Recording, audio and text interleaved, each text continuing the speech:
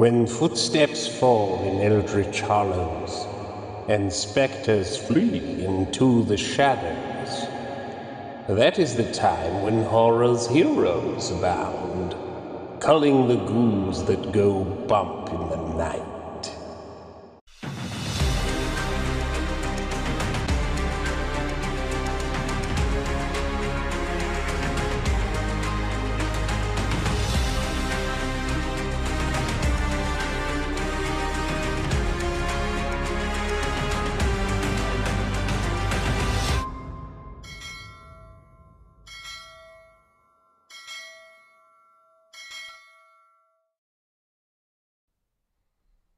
Welcome, everybody.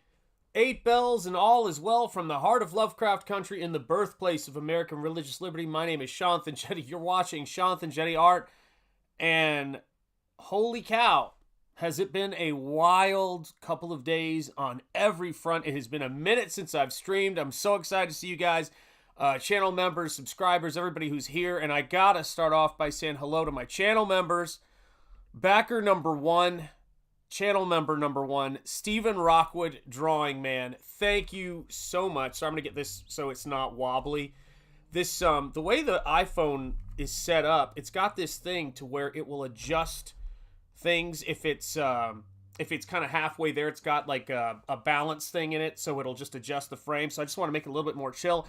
Backer number 5, Mark's Music Obsession, another channel member. It is great to see you, my friend. I just updated the channel member credits. Things were nuts the last time I streamed, but it has been a serious minute. Let me see who's here in the chat. We got Mike Likes Tacos. It's great to see you, my friend.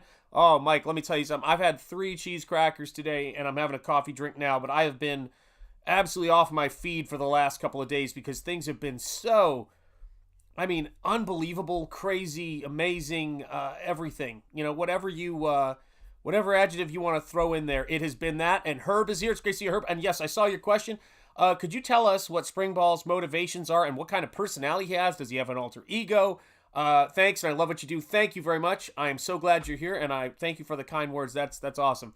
And Emo Trash is here. It is great to see Emo Trash here. And of course, yes, she's saying, hey, Mark. That's how it goes. Scorpiorpio, it's great to see you, my friend.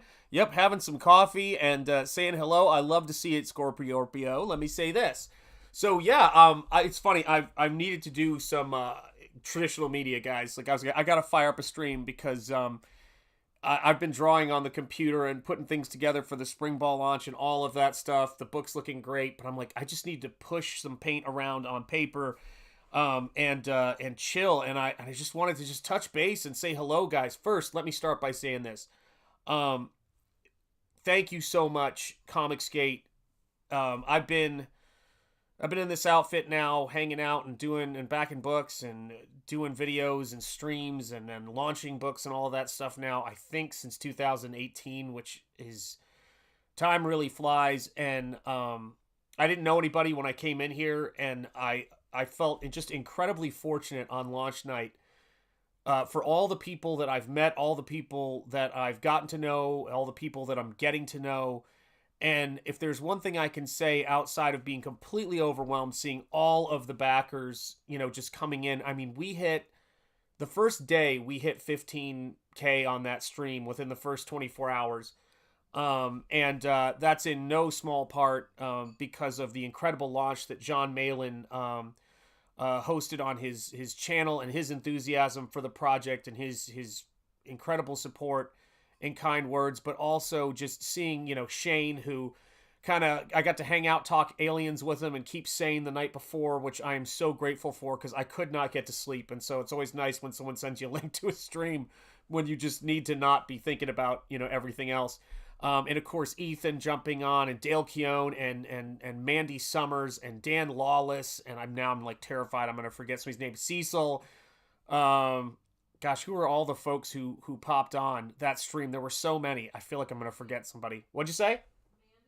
Yes, Mandy. I got Mandy. My wife goes, Mandy from the other room. Yes, Mandy Summers, who hopped on the stream. So grateful for all of that, guys. Incredible launch.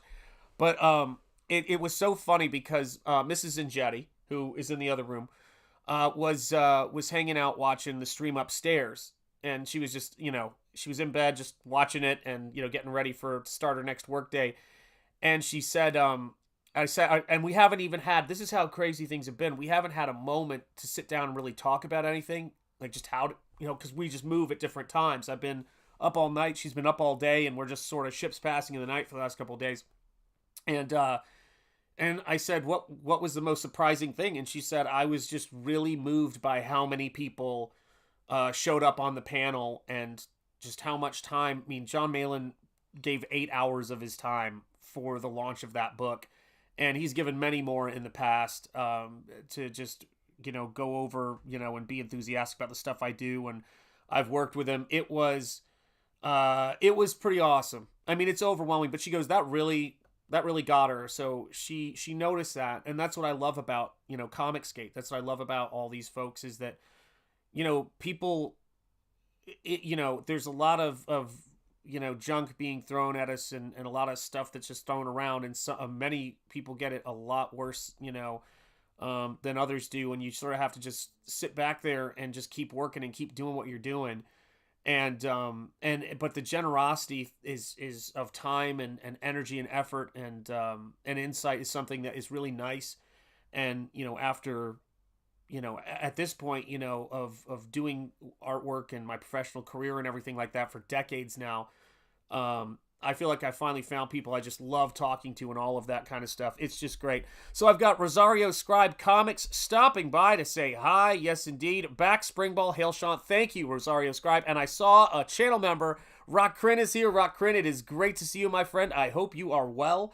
Yeah, great to have all you channel members. Let's see if I missed anybody else. Emo Trash is here. It's great to see you, my friend. And I hope you... What did I just do? Did I just move that over? I have got to figure out what is... Hold on a second here, guys. I want to fix this. Text margin, border width. I feel as though the type... I don't know what is going on. Oh, style. Hold on a minute. Style. Oh, now it just disappeared. Hang on. I'm going to put more stuff on here. Add to broadcast. Let's see if I can do that with this here. Okay. Dynamic style. Text box. What does that mean? Nope, that didn't work. That was worse. Oh, my stars and garters. Let's try. One more time, guys. Be patient with me. Be patient with me as I try to get this to work. There we go. Let's try dynamic. And then, there we go. That's a little bit better there. There we go. We're getting there. Mark's Music Obsession. Smash that like. Yes, indeed. Let's see. We got Rosario here. We've got Michael Bancroft here. Congrats. Thank you so much. It was an trying to get... I got to lock this layer. That's what's going on. Hang on a second. And yes, thank you. It was a great launch. Yeah, I mean, it's crazy, It's my stars and garters. What is going on? All right. Here we go. That goes there. This is the problem with not running the most professional outfit in the world here. I got to remember to get this stuff to come together. Yeah, it was an incredible launch. It was incredible to see all the folks who have been, so supportive and people that I've gotten to know. And it was just, I got to turn on overlay so I can lock this layer so it doesn't slide all over the place. Where the heck is it? Here we go. Lock it. There we go. Now it won't move. So yeah, I mean, it was just an incredible thing to hang out and see all these people who were there. Timmy Mello, my brother, is here. Hail Shanth, and congrats on blowing the doors off of Springball. You ain't kidding, man. That campaign goal was like gone like that. And so that's the thing about it, right? So I was thinking about this the other day too, is that, I had talked to John. I was on a stream. I can't remember anything anymore, so this is going to be a little bit of a nuts sort of stream. But I was on a stream with John, and at the end of the stream, I can't remember what we were talking about for the life of me.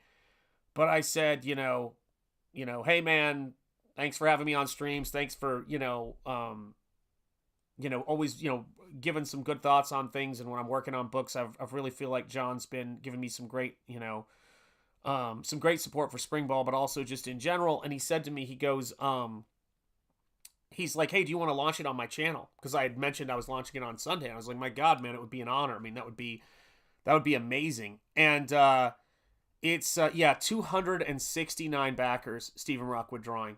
And it hadn't even occurred to me that was a possibility, but it seemed so right because John really was encouraging me to go and give Springball another shot and keep working on this. And so, yeah, if you get nothing else from this stream, thank you to Rocky, my brother, who showed this book on stream and started that sort of conversation.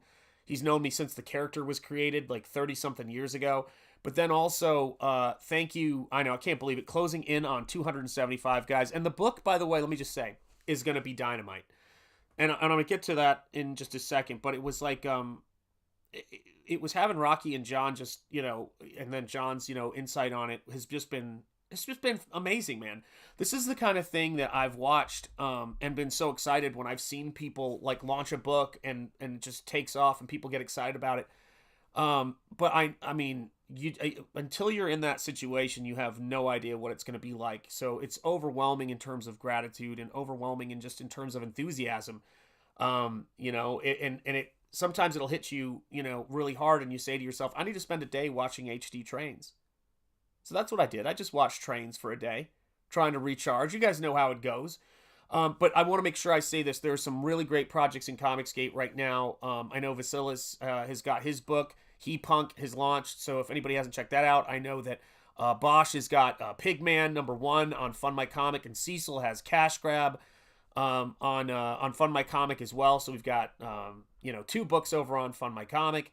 And then, of course, Ethan has got CYBERFROG 3, which passed 800K, which is just unbelievable. And Shane is closing in on hitting his pinball machine goal of 300K.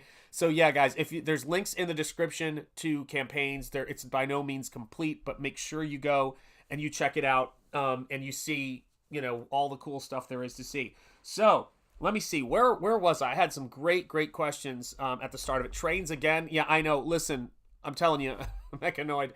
I just, yeah, I'm starting to, when I came in here and leg kick 1, it's great to see you, brother. How you doing? My God, man. And great to see you too, mechanoid. It's like I'm fried.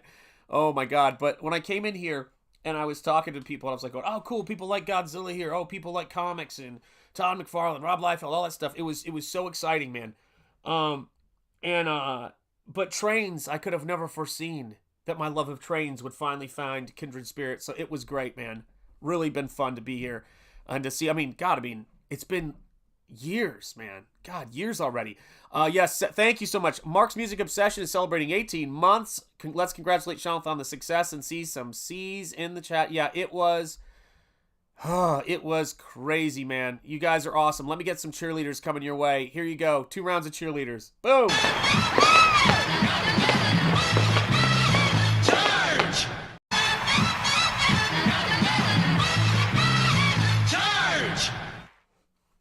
What is up? All right, I am back. I should be back anyway.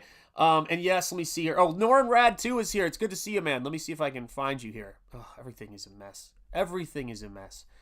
Noran Rad says, yo, Shanth, congrats on the great launch. Thank you so much. As Ringo Starr would say, I had a little help from my friends, and it was more than a little help. It was awesome. And I just think that here's what happened this week, just for Springball, if you'll allow me to digress. So when I made the decision of how we were going to do Springball and how we were going to launch it, was I going to try to do a big book and just do all the story, right? Or was I going to do, and which is what I was leaning to for the longest time.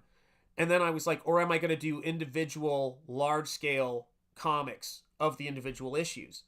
And when I made that decision, I want to say it was a couple of months ago, maybe. So I started really zeroing in on book 1 and trying to really, because it forces you to be disciplined when you have that number of pages. I always remind myself that amazing fantasy number 15, the introduction of Spider-Man, did it in 12 pages. Now, this by no means is, that is incredible, and what they did in that is incredible. But I really think that you want to focus on those pages, and you want to see where you're going to come up with things when you're focusing in and zeroing in on it that you wouldn't come up with if you were trying to look at things, in a much wider perspective. And what was crazy is I went back to look at how the work on issue 2 was looking when I was doing it as a part of the whole big thing.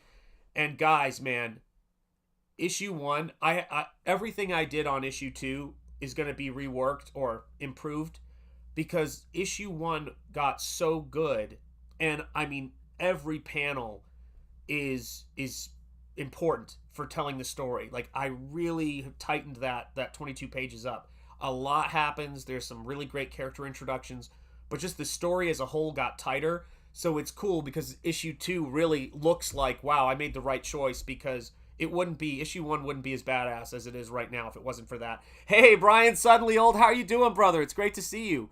I mean, it is something else to see.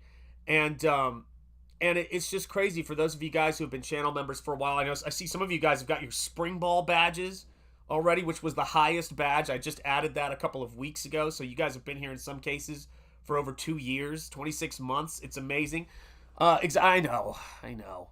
I knew I was going to get called out for this. And speaking of how long people have been here, this is how long I've had channel memberships, because these channel memberships started with Stephen Rockwood. 29 months. Stephen Rockwood, drawing backer number 1, celebrating 29 months of membership. Current titty count on this stream, 0. You're so right. You're so right. Let me see what I have. Let me see what I'm working on. Oh, you know what I'll do? Hang on a second. This is for you, Stephen Rockwood. I will take out the acrylic painting I did of Vaughn's character from Monster MD. How's that, Stephen Rockwood? Is that better? Is that looking better? So yeah, this is the painting I did that's in the Graveyard Shift supplemental, I think it was, of all these pinups. So for those of you guys who missed it, this is Heidi from Monster MD by Von Klaus. This is the gigantic acrylic painting. So this is for you, Stephen Rockwood. And then of course, just so I don't leave you hanging, this was also in that book, and this is Lascivia from Nosfero. So there you go. There is some artwork for you there. And this painting is one of my favorites. I had it on the last Nosfero campaign because I was thinking of selling it, and then I was like, I don't know. So there you go. +3. There you go. Oh my gosh, man. Craziness. Hail, what is up? A Silent Spirit, how are you doing? Congrats on breaking 16K for Springball. Yeah, we're still... Just to give you guys an idea of the magnitude, it's already past the Second Chance campaign for Nosfero. I love that book. And I'm like, it's cool because I've been working in InDesign and laying out Nosfero. For those of you guys who have not, yes, exactly, Timmy Mello, best villainous. Thank you, Timmy Mello. I appreciate it, man. But for those of you guys who haven't checked it out, the Nosfero art edition is going to be so awesome to have. It is so pretty. The layouts on it, everything. Yeah, plus boob, says Timmy. I know what you're doing there, Timmy. I see what you're doing with your codes, my friend.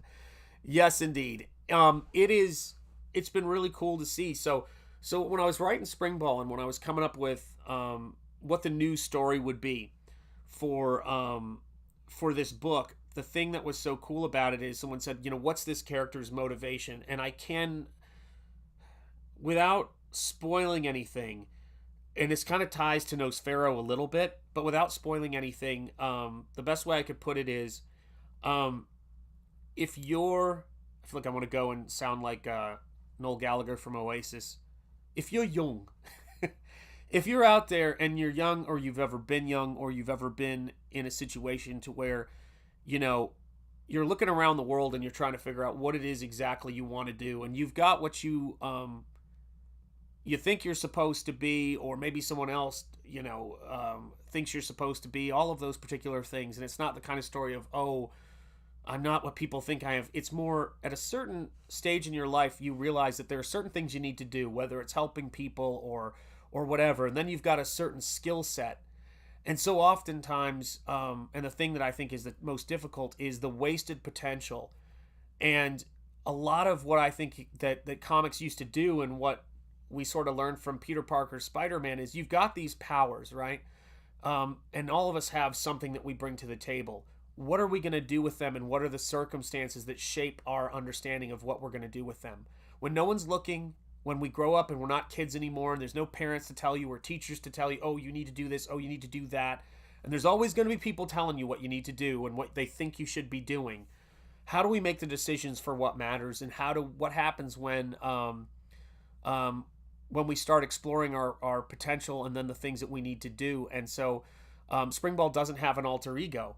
In a lot of ways, he's got the vampire question staring him in the face.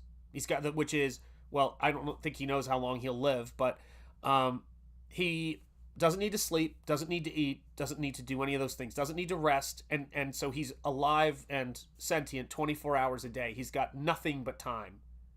And he's got to figure out what he's going to do to fill that time. And it makes him a very interesting character for me to explore, because what he decides to do at the start of the story is he decides to kind of pursue, fight crime, that kind of thing. But there are bigger questions to that, which is why the title of the book is Terminal Monstrosity. When we get to the end of book 3, we find out what terminal monstrosity refers to. And it's basically about the fact that you're not just the stuff that you do, you're also, if you live a life where you work all the time, which is something I do enjoy, but you work like crazy, you do all of this kind of stuff, and where you try to do good for people in the abstract sense, it's really not worth much if you don't form relationships, if you don't invest in people, and if you don't have people around you that you know and you trust. And so Springball is a story about a character who finds use for his abilities and then is in the process of finding purpose for his life in this book. And I want to tell you guys so much more, and I apologize if that's a little vague, but that's important. What's up, MDH, or MD Houghton, or is it Houghton? Let me know if I'm pronouncing it wrong. It is great to see you, my friend. Yo, and hail to you, man. So yeah, when the story starts out and when you see Springball, he's in his 13th year of fighting crime. He's in his 13th year of watching over this city, and he's fortunately started to form some relationships with people, which is great, and he's starting to put things together. But he has a very simplistic goal and approach to things. He's a little bit like Ash in Evil Dead is a good way I would put it. He's not like Peter Parker at all. He's not so much like Clark Kent, because he's seen some things that I wouldn't say that he's cynical, because it's not a cynical book, but he's not an optimist about a lot of things, and he sort of feels life as a series of things, and a series of things that he's trying to prevent, or things that he's trying to, situations he's trying to bring justice to. But he's doing it in a lot of ways to, fill the time he has. And this is just me. It's weird because there's what's in the story and then there's how I think about the character, and this could always shift a little bit. But, and I think that he doesn't really have a why. He just does a thing he knows to do, and he needs to move beyond that. He's a character that needs to move beyond it. I think that that just doing a task, like when you guys are watching me paint, or if you're watching me do the stuff I'm doing, what's up, Paulus Arts? How are you doing? It's great to see you. Everybody's saying hello. I got to figure out how to move this thing so it doesn't keep going behind the screen. Hang on a second here. Ugh. How do I get this to work? There we go. All right, because everything's been slipping behind the screen here. So yeah, I definitely, man, I'm gonna have a great collection of head sketches. Yes, you are. You're gonna have some badass head sketches, man. Yeah, sounds like Cotton, you had it right the first time. Hello, Shanth. I sold my Tesla stock this week and was able to purchase original pencil and inks for an interior page on Weapon X by Barry Smith. Man, bought from a friend. That is awesome. Oh, he's sick, is he? Oh my gosh, I hope that. I gotta send him a text then, man. I didn't know that. Yeah, I'm back to Nosfero Second Chance campaign.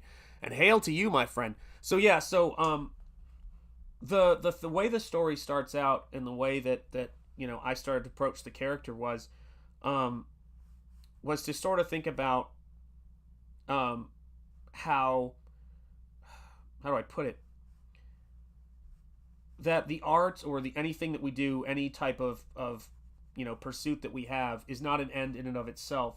I always say that if I wanted to just do pretty paintings, which I do love painting, but if I wanted to just do that, I would do paintings. Doing comics requires so much work that there's not really it doesn't justify just the fact that one likes to paint. You have to want to tell a story. And yeah, Barry Windsor Smith is a legend. And love it. Oh, thank you. Herb, I'm glad that helped. I'm really glad that helped. Yeah. It's yeah, Barry Windsor Smith, or Barry Smith, is incredible, man. Yeah. That is unbelievably rad, Blue Boy. No getting around it, man. So yeah, and it's kind of crazy because Nosfero and both Nosfero and Springball have one thing in common, which is they're both disciplined, although Nosfero is a little bit more romantic of a figure. Like, he really is a Solomon Kane. He's got his belief system. He's, you know, he's just got a very different qualities to Springball, whereas Springball was God, how do I not spoil this? Well, he was made for a purpose that is not the purpose he's doing right now, and he and it's not something that the universe is a really funny thing, and this ties directly into Springball and how it's funding right now, and just all the craziness of this weekend.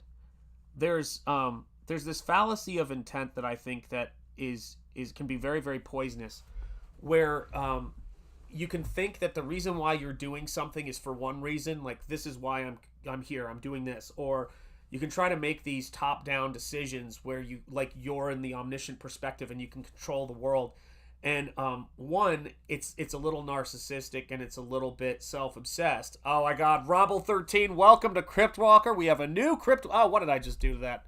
I locked it. Come on, guys. What am I doing wrong? There we go. Now it's locked. Oh, I didn't lock this one. That's what it was. Robble13, welcome to Crypt Walker status. Thank you for becoming a channel member. It is great to see you every dollar backs, brushes, everything we do here, food, sanity. And so I got to play some cheerleaders for you. This is what we do here. So welcome, Robble13. Charge! Charge! Hey, welcome, Robble13. Welcome back. I'll be updating the channel members for next stream to include you, so it's great. So, like, start with copying from videos or master copies of photos, which books, etc. Thank you. Oh, wow. So that's a really good way. Ah, he's got those emojis. I love seeing it, Robble13. I love seeing those emojis coming up, man. Awesome. And we got a new Springball emoji and other stuff. So, all right. So I was a teacher for a bit, about 18 years, almost 20 years. And so I've been doing a lot of thinking. I did start giving Eric Weathers painting lessons recently. He's the only person who would drag me out of retirement, man. What a dude. And it's make my laptop wobbly. Sorry about that. Timmy Mello posting his emojis. OG. Yeah, man. Timmy Mello, brother. I'm so glad that you guys got to watch all this craziness happen from the start. You know what I mean? But it's here's the thing I would tell everybody. What you're doing is, you know what you can see in your head. You're trying to train your hand to be able to replicate what you see in front of you. Drawing from observation is the way I would sum it up. And drawing from life is important as well. But I don't think that anybody I've ever seen who was a very successful artist started from drawing from life. Even realist painters started by studying other realist painters in a lot of instances and then looking at how they broke things down. So there's a couple of books I would say everybody should have that you can find in PDF online because I think they're in the public domain. The Andrew Loomis Creative Illustration book is great. The Andrew Loomis Drawing the Figure book is great. All of those things, Head and Hands by Andrew Loomis, those are all great books. Then there's the aspect of understanding composition and the sweet science of composition. I would say that studying film is a really good way to do that, but something that's even better is studying folks who've already broke it down and then studying comic book artists, because comic book pages are a composition within a composition. So I would say the framed ink books are fantastic for getting an understanding of that. Hans Bacher has some books, sketches and studies from film. That's a great book. Then there's also Framed Perspective as well, which is a great book. And then, oh gosh, here's the best book I started with. I'd say everybody start with this. Start with How to Draw Comics the Marvel Way. if you want to be a comic book artist. It is a fantastic book. Bordeaux, it is great to see you. Yes, indeed, The Art Spirit is a great book, too. Absolutely a great book. Past Master Dan, my brother, it is great to see you. How are you doing, man? Great to have you in the chat. My gosh. Love to hate it. Wait, which thing? Wrathchild, Shanth Enjeti like mom spaghetti. You know it's true. You know it's true. Yeah, oh my god, man. So yeah, I mean, I did a lot of studies from comics and studying from artists, and I think what I would say is just make sure you're not studying people, whenever you're studying art, who have their own thing so completely locked down. Because there's certain people you can't learn from. And if they're, which is to say, they've got their own things so down and you can't see how they got there when you look at it, that it's very difficult to learn from them. And that was the other thing. I had to learn how to figure out who was a good artist to learn from. And I can say this was the kind of funniest thing for me is I was a huge fan of Todd McFarlane in my youth and Rob Liefeld and all those guys. And it was impossible to learn how to do stuff from them. And I started studying people like, Jeff Darrow, Dave Stevens, a lot of representational artists. I'm just trying to think of all the people I studied. I'm sure I looked at Bernie Wrightson. I'm sure I looked at, did I ever look? I mean, I looked at Alex Ross, but it was more like the novelty of painting. I never thought I was going to be a painter, but it really is studying people that are accessible that you can learn from. But also, if you study people who are too simplified and they've broke it down so much already, that's a trap too.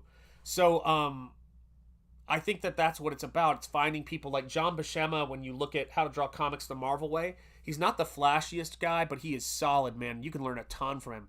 Whoa, Shanth, you're a Todd McFarlane fan? Shocking. I know, right? I know. Hail Shadowhawk Talks. Yes, indeed. It is great to see you, brother. How are you doing? What a crazy couple of days we've had. I believe I have both the Loomis storybooks as well. Yeah, Loomis is awesome. And here's an interesting one. Yeah, the 5 C's of cinematography is pretty good. Excellent point, MD. Excellent point. Yeah, there's a bunch of people who are really great to look at. Now, I love film.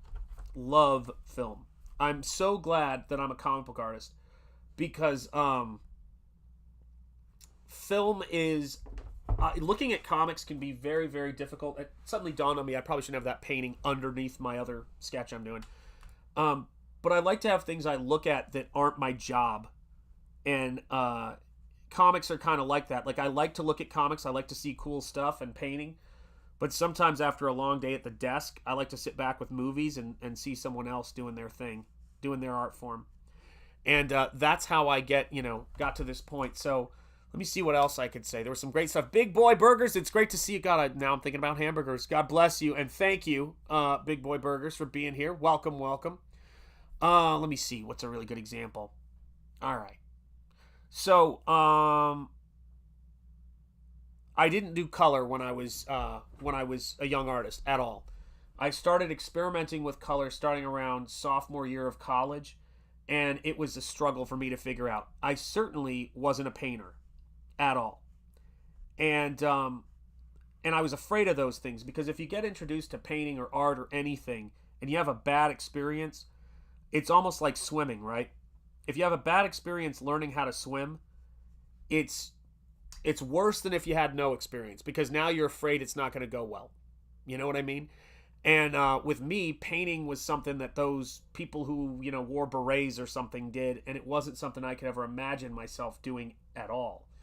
So that was kind of, that was something that I really struggled with. But once I started to understand and got a really good introduction to how to think about paint and color, it sort of took over and I realized, okay, this is how I think. And so the noodly way that I would do my layout sketches when I was doing comics would never find its way onto the page, particularly when I was doing Springball. So I have these crazy dynamic sketches, but there wasn't really a way to bring them onto the page how they were working for me and how I was seeing them. I was always frustrated. It felt like an odd step to take. And, with where I'm at right now with painting, it really informed my ability to go back to this stuff. And I've actually been very surprised at how much this style has evolved as a result of me doing that. I mean, Springballs is just, Springball is just a sick comic, man. It's really looking crazy right now, and the pages are wild. Yeah, hail all, says Shadowhawk Talks. It's great to see you, man. Yeah, I'm telling you, right? Well, here's the funny part about this. And I don't know if you guys can see this, but when I'm doing a sketch like the one I'm doing right here, this is a sketch for Nosfero 2, Death Will Die, I can see Todd McFarlane in it. Like, I know it sounds nuts. Maybe look at Todd's layout sketches or his scribble doodles, or when he works in digital, and you'll see it. But I can absolutely see where that influence comes in. So even when you're seeing Nosfero, which is done in traditional and is a completely different look for a book, you can see all of, for me anyway, you can see sort of that noodly breaking things down sensibility. So whether I'm painting or drawing or no matter what I'm doing, it's, yeah, here's a perfect example. Here's a painting I'm doing, a commission I'm doing, and this is the layout process. And let me raise this up a little bit here. Sorry, guys. Sorry for that journey of things flipping around. This is a layout sketch I'm doing right now for a big painting I'm doing. For a bigger painting, anyway. I think it's... I don't know what scale it is right now. Is it 18 by 20, I think? Not sure. I'll have to measure it again. But I remembered once. Or 16 by 20. And this right here is how I break down composition. This is how I make, sense of the world. So the big thing I think is to start thinking in composition, and that was huge. Robble13, wish I had it already. Me too, Robble13. Me too. 100%. Oh my gosh. And hello, Mr. Monkey Boy. It is great to see you. Let me see what else I missed here. Yeah, that's me as well, avoiding painting. Yeah, and color is hard. Yeah, color is hard. Value is hard enough to begin with. I'm still trying to decipher. Oh my God, Franklin Booth, right? Holy cow, yeah, that's like staring into the Da Vinci Code, Franklin Booth, man. But it's the main thing, I think, is to find parent artists, find somebody that, whose artwork you understand and study it and really kind of look into it and find the artists that speak to you. Because as much as I love Andrew Loomis's books, and I do, and they played a huge role in certain aspects of my work, there are these books that came out much earlier that aren't by any mean more, what's the word I'm looking for? Structured. Loomis's are actually better in some ways, but they're the drawing books by Willie Pogany, and Willie Pogany has this really great style that speaks to me, and it's this classical kind of playful cartoony illustration I want to do, and I love those books, and so in a lot of ways those have been great for me for studying anatomy and all of that. Thank you, Shadowhawk Talks. I appreciate it. Andy, is it Montemayor? Am I saying that right? Hey, Sean, finally caught you live. Yeah, it's great to see you, Andy. Thank you for being here. I appreciate it. Let me just see if I can find. Did I miss anything? Sorry, guys. I'm trying my best to keep up with the chat, but it has been absolutely nuts. So when I look at there we go. When I look at, I have a lot of paintings here. These here, these here, there we go. When I look at these, which were the original, oh, thank you so much. Is it Collision Bomb? Thank you so much, Collision Bomb. I appreciate it. Sorry if someone asked this anymore, but what are you painting on? Oh, very good question, Past Master Dan. No one's asked it yet. But when I'm looking at these, I can feel the time between 2002 and now. And when you see the artwork that's going to be in the new book, you'll feel it too. But you can just see that color sense there. Hail JWK Creates, how are you doing, man? Oh, I have those comics. I know you do. Guys, if you missed Springball #1 when it was online and not costing a lot, if you find it, get it. Because there's not a lot of copies of it at all now. And everybody who's in Comicsgate already snapped it up. So let me see. Oh, you were asking about materials, Past Master Dan. I'm sorry. Let me get to that. So this right here is Strathmore Tone Tan mixed media paper. So it's not sketch paper. And it's got a really nice vellum surface, and it can actually take paint really well. So if you're looking to just try sketching and working with paint or pen, anything at the same time, it's a great media, and it's what I've been using for actually all of our Comicsgate Kings, painting streams. or drawing streams or whatever, where we do live sketches and drawings of particular themes. A lot of fun, man. A lot of fun. And I've been using this stuff because it can take acrylic, it can take gouache and watercolor, all of that stuff, man. And guys, if you have not checked out, which I'm assuming a lot of you guys have, if you have not checked out Springball Terminal Monstrosity, it's live right now. The link is at the top of the description. And if it's Spider-Man meets the Evil Dead, it's aesthetically, it's like Todd McFarlane and Ditko meets, I don't know, Max Fleischer or something like that. It's hard to describe.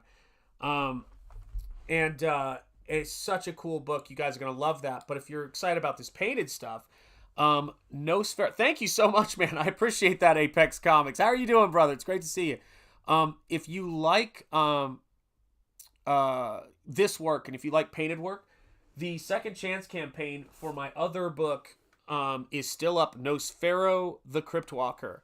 And this is Nosfero the Crypt Walker. It's got a painted cover, but more than that, more importantly, it is a fully painted comic book too. And there's an art edition, if you're an art nerd, that has none of the words on it. So it's just the artwork, and it's going to have really cool, behind the scenes stuff on it. I can't really show, I don't want to show the ending of the book until, when this Second Chance campaign, once Mark's Music Obsession has this book, we're going to be talking all manner of spoilers.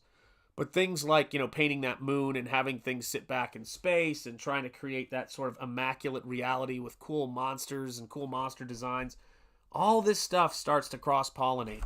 And, I'm so glad you like Nosfero Apex Comics. That makes me happy, man. Yeah, I think you guys are going to really dig Springball too. Andy, thank you so much, backer number 174. I appreciate it.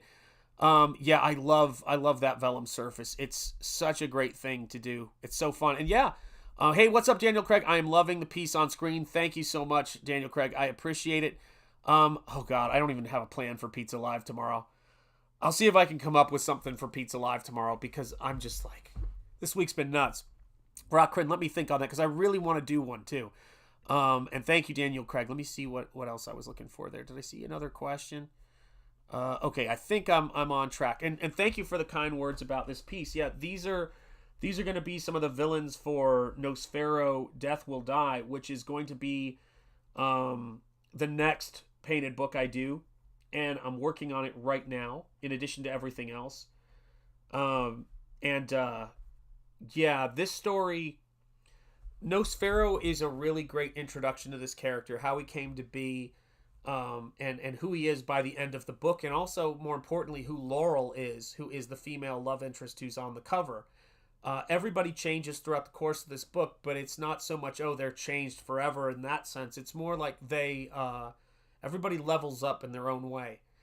And when you get to book 2, not only am I going to raise the stakes, but I'm going to expand the scope of the world. And that's where this very important character that you can kind of see on the cover of Death Will Die, that character appears front and center on the first page. You can kind of see him. You can't totally see him yet, but he's the main focus of this story, inspired by Der Golem, the silent film there. I'll definitely have a painted sketch here for Nosfero too. Yeah, I've got one for the Second Chance campaign. I think there's some of those there as well. But yeah, I will absolutely. I always do a painted head sketch tier for Nosfero books, because I think people like to own their own, sort of piece of artwork in their house, and I know I did, and I love doing that kind of stuff for people, because you're the only person who has that painting when you back a head sketch, and it's such a cool part of what we do here. So yeah, these are gonna be my fun sort of witch characters, and they serve Dreg Thulu, and Dreg Thulu is such a funny thing, because Dreg Thulu was my sort of Dracula character. In Nosfero, you get introduced to the father of all vampires. He's introduced to you, and then you get introduced to Zerotep, who is this character who starts all manner of insanity leads to the creation of who Nosfero becomes, Nosfero the Crypt Walker, and all of that crazy stuff. But Dreg Thulu is another part of the mythos, and he's very much my Dracula character. And when I was designing him, I was looking at all this different reference material, and I'll be darned in the best sense if there wasn't some really cool stuff that I was thinking about and that I had designed on the character in Robert Eggers' Nosferatu, which I freaking love that movie. Unabashedly. Here it is. Here are the receipts. You can use these against me later. I agree with Shane Davis 100%. It's an 11 out of 10. I love that movie. I've watched it so many times, studying it and looking and really observing that movie. For me, it's an 11 out of 10. I think it's and I thought I was going to hate that movie when I went into it because of the stuff I was hearing. Did not at all think I was going to like that movie. So yeah, speaking of comics, just because I know there have been some questions about comics today, I'm always trying to solve the paintings as much as I can in the sketch phase. And but the pages, the layout pages for my pages in the book, here's an example of how far. So that is black and white gouache, black pen, and white gel pen. So I'm just using Sakura Jelly Roll gel pen when I'm doing stuff like that. And that's what I write all the lettering and the story notes with. So you're going to see some of these pages in the back of the Nosfero art editions, the Nosfero first printing, that kind of thing. However, let's see if I can make this happen here. What page was that? This page. There we go. So I want to see if I can try to avoid getting paint on this thing. So here's the page. Right there, what you're seeing.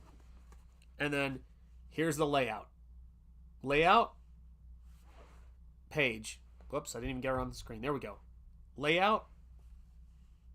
Page. And there's things about the layout I like and a little bit more compositionally, and then there's some things I like about the painting compositionally. I don't do a one-to-one transfer because I want to kind of take what I learned from the sketch and sort of bring it into the final so that it's not like just me copying over the layout. But it allows me to be expressive while also exploring composition. Composition is so important. Yeah, the Werner Herzog Nosferatu with Klaus Kinski was decent. Yeah, I like that one too. It's great. It used to be really up there for me. Really up there for me as far as Nosferatu. But I think that the story in this one, the plot in this one, and the meaning behind this one eclipses it. And I'll go even a step further in terms of narrative. Nosferatu 1922 is a masterpiece, so it exists in its own space. Like that movie, I don't really critique that movie, but because I mean it's insane. It's a work of genius for its time, and you have to look at it for its time. But all of the modern adaptations of it, Nosferatu for me, in terms of its story, in terms of its plot, in terms of its understanding of vampires, and its understanding of the core, thrust of the character and the character being scary, it eclipses both Werner Herzog's Nosferatu and Francis Ford Coppola's Bram Stoker's Dracula by a country mile for me. And so yeah, love that. I love that movie so much. Juggling two accounts devices, Sean. This is my this is your second. Okay, gotcha. Excellent. Oh wait, did I miss a previous message? Maybe I did. Just double checking.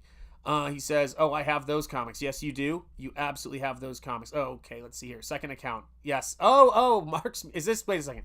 So your second account is Mark's Music Obsession. Is that what you're saying? And then you're switching between Mark's Music Obsession and Big Boy Burgers. Is that correct? I love this. It's like trying to figure out whose image is what tied to what. So I think that's what you mean. Let me know. Let me know if I'm wrong. Yeah, oh my god. So yeah, it was weird. I was talking. I did not realize the other night when I was hanging out with the night and morning before the launch of this book of Springball, I had no idea that Shane was such a massive Aliens fan. And I guess everybody else knew this but me, but that was cool. I like learning about stuff that fascinates people. I don't know. I think that's kind of what most of my relationships with people are. Is it's like you kind of get to know people through some of their passions and the stuff that they get excited about. And I always like learning about things that people like and people are into that I might not know a lot about or might not have their depth of enthusiasm for. And I always walk away with something that's walk away richer for people sharing the things they like about something. And I had the craziest thing. So I'll get to that in a second. Here, let me make sure. Oh, Mark's music obsession is my main. Big Boy Burgers is my second. Gotcha. There we go. Got it. Yeah.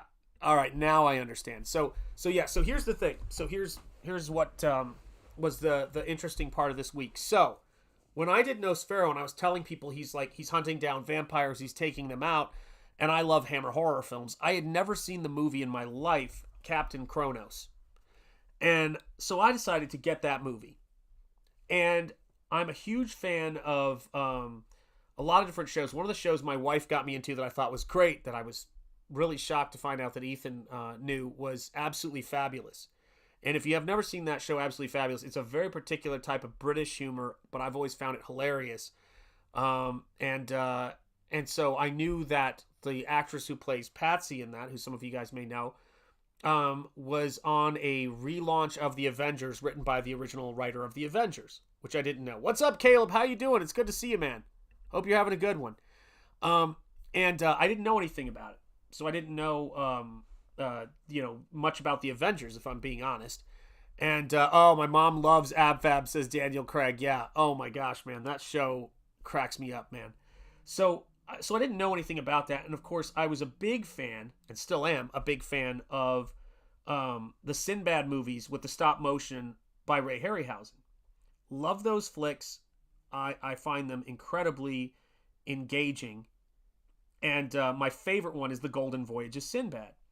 And there's this thing that he says in The Golden Voyage of Sinbad that I quote all the time because it was just one of those great lines from a script of that era, where Sinbad says to this young brother of this woman he's rescuing, he goes, "Trust in Allah, but tie up your camel," which is actually a fun little derivative of "Trust in God, but tie up your camel," which kind of comes from the Abrahamic traditions coming out of the Middle East. And what was so fascinating about that is, I go, okay, I got to watch this movie, Captain Kronos. Give me some ones in the chat. Have any of you guys seen Captain Kronos? I mean, I didn't think I'd be alone in this, but a lot of people were just like, oh my God, you don't know Captain Kronos. But the person who worked on, why am I blanking on this? What is the name of that movie? I just said it 5 seconds ago. Shoot. British action show. Guy wears a bowler hat and a umbrella. Why am I blanking on the name all of a sudden? I feel like I just said it. What is the British show where the guy has a bowler hat and an umbrella and he fights everybody off, and it's two British agents? This is so embarrassing that I can't get this. Headless Bourgeoisie, it's great to see you, by the way. Did I say hello to you already? I feel like I haven't yet. It's good to see you, man. The Avengers, thank you. Man. So anyway, so the writer of The Avengers, thank you, JWK Creates. I feel like I just blew a microchip.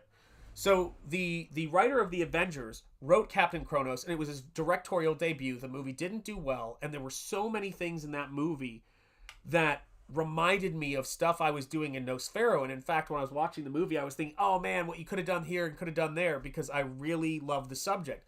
But still, I had a blast with the movie. I thought it was really interesting. I love Hammer horror films. I was sorry that for him and his family, and that it didn't really find its audience and get a big, big release. But they just released a release of it with crazy bonus features, all sorts of amazing things in it. And I'm like, I've got to check this out, man. I've got to see what this thing's about. And so I'm watching it, and sure enough, they start talking about his writing career, the guy who wrote Avengers and made that movie and directed it. And he goes, yeah, I was the writer of The Golden Voyage of Sinbad. And then it cuts to the actress who was in the movie, Carolyn Monroe. If you don't know Hammer Beauties, she is a breathtaking woman. And Carolyn Monroe says, yeah, like one of the lines from the script that I remember him writing that I loved so much was "Trust in Allah, but tie up your camel." And I finally know who the British writer was who wrote that. And he gave the actress who plays Patsy in Absolutely Fabulous her start into her career from modeling. Like he impacted so much stuff in British film and television culture. And I'd never really met him. And if someone in the audience and someone in the chat hadn't suggested, Sean, check out Captain Kronos, I wouldn't have known That's what's so cool about YouTube. That's what's so cool about Comicsgate. That's what's so cool about walking into a comic shop. Isn't that wild? So it was like all these times I've seen all this crazy stuff overlap that are all interests of mine, but someone will show me what the connecting tissue is. And this dude, man, he did so much for people, and he was beloved. They interview his wife and his 2 grown adult sons now, and they go through a walk of his house. It's a wonderful bonus feature, and I love it, man. I love this dude. And I just thought, wow, I really... seeing that he did something that was about a vampire hunter and the idea of having a Hammer horror series that was centered on a hero instead of just Dracula and a villain, I went, my God, that's what I was trying to do. And so I found, because of people recommending Captain Kronos to me, when I said, oh, I'm doing a vampire, killer guy, the Crypt Walker, Nosfero the Crypt Walker, they're like, have you seen Captain Kronos? I'm like, no. So I finally it sounded to me like a sci-fi movie when I heard the title, so I guess that might be why I didn't see it for so long, But let me know in the chat if any of you guys are fans of and have seen Captain Kronos, because I certainly had not. So I got to have that little candelabra there. Love to play with silhouettes in foreground, middle ground, and background.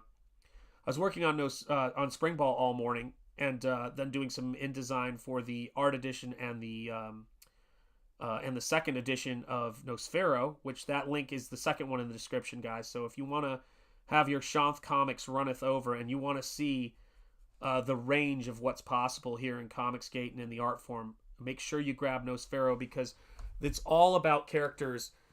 All my stuff is about horrors, heroes in a Lovecraftian sort of world. And I think I have a very unique perspective on it because of where I'm from and where I live now, which is in the heart of Lovecraft country. So, yeah. Have you seen Caroline Munro? Yes, indeed. Yeah. She's pretty amazing. I wish I could reach it, but it would probably cause an avalanche here. But I did have, as he hears things snap, I did have the book that had her in it, but I don't know where the heck it is. Oh, wait, hold on. If you hear an avalanche and the sound of books crushing me, know that's how I wanted to die. So I'm happy. Woof! There we go. God, this is dusty. Oh, my books are so dusty. So this book is called, sorry for the ring light, Hammer Glamour. And this is, of course, one of the big influences in my work, because that's my influence for Laurel, is Madeline Smith. But let me see if I can find Caroline Munro for you guys. And this book has some photos that I can't show on YouTube, so I got to make sure that... who's that? Oh, yeah, Joanna Lumley, who was also a Hammer Girl. Joanna Lumley is the actress who plays Patsy and who was talking about how that was the line. Here we go. So this is Caroline Munro. So if you don't know Caroline Munro, this is her. So Hammer Horror and Hammer Horror movies. She's in The Golden Voyage of Sinbad. And she was a lovely lady. And if you go around to, I guess probably in Britain mainly, if you go around to horror conventions, she still does those conventions. You can get her autograph. What an amazing woman. And they broke the mold when they made her. She was something else, man. So, yeah, that was the whole thing for me with Comicsgate and the enthusiasm of John and my brother Rocky and my brother Arvin, too, for that matter, who I was just texting with. You know, those two guys have known me for 30 years, and John I've known more or less since the start of Comicsgate, but maybe I've gotten to know him a lot more in the last couple of years, or last year or so. I realized that I want to bring bold, beautiful artwork to the forefront. Like, I want heroes, I want monsters, I want villains, I want good guys who are good. There's not a lot of... It's in a gray world. I don't think I can do gray morality. I want to have characters that are know who they are, know what they're about, and who are trying to bring good into the world. And so for me, that's a huge aspect of my writing on Nosfero. And when that campaign is going to be closing soon, because it's going to be going to print. The Nosfero campaign, it's the second link in the description. So if you Mark knows, Mark will tell you, Mark's Music Obsession will tell you, right when I closed Nosfero is when Mark found my channel. So he found my channel right when I had just closed that campaign. And he was like, are you going to do a second chance campaign?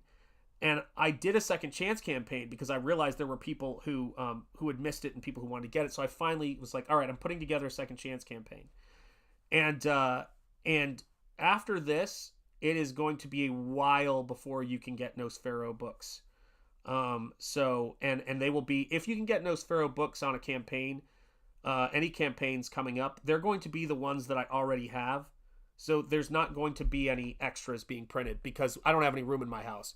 So if you miss Nosfero, make sure. Yes, I know. And let me tell you something, Mark. Let me tell you something, Mac. Mark, you're going to be my most important lieutenant in explaining to people, like when they, if they miss Nosfero. By the way, I did see a Nosfero for sale on eBay. So if anybody is looking to get Nosfero, I'm sure there will be copies on eBay. You're probably going to get it for the really the best price now. On my campaign, but there will be those chances to get it on the secondary market, but not for what you can get the base Nosfero for, which is $25, and then plus shipping on top of that. But it's the cheapest it's ever going to be. So do not miss out.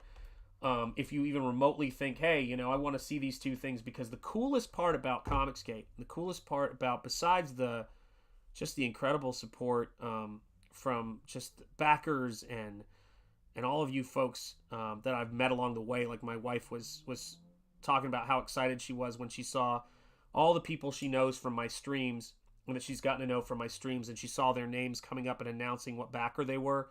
Guys, it was a big night for us. I mean, we're so grateful for the support and everything that's made all these books possible. But it's a unique thing, because to see the two different ways I work next to each other, like there were a lot of people who were surprised that I worked in those two different styles.